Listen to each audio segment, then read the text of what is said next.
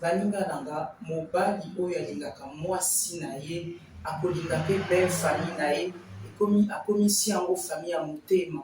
Bo remarquez bien mobali oyo alingi mwasi adopte basemeki na ye adopte babelle sœur na ye basœur à cœur.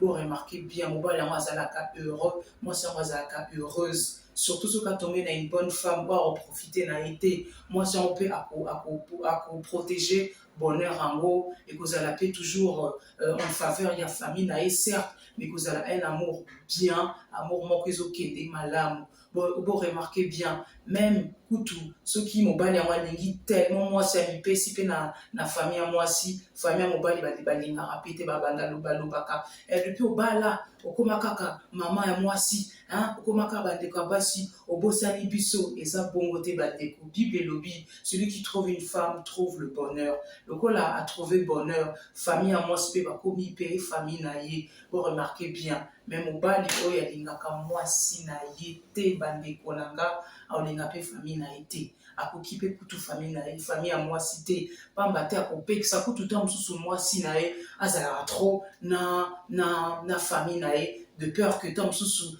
bango baréveille mwasi mpo bayebisa mwasi oyo aza mobali ya mabe etu. Bo remarquez bien bandeko na nga yango wana bolingo ezalaka kitoko, ezalaka facile. Certes, personne n'est parfait. Certes, on a tous nos défauts et nos qualités, mais quand il y a l'amour, makambo c'est comme maka kitoko. Mobali alingi mwasi na ye bino mo bokomona ba geste akose manifester toujours makambo kitoko. Mais alingi mwasi na ye te ekozala kaka problème sur problème et tout.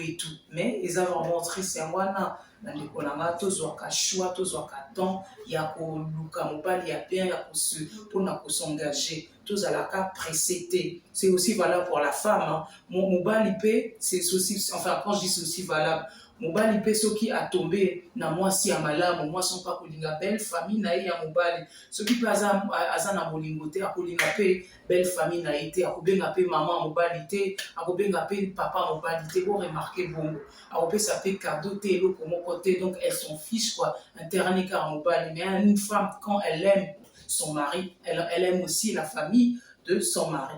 Même ça, on va commentaire, qu'est-ce que vous en pensez, bandeko?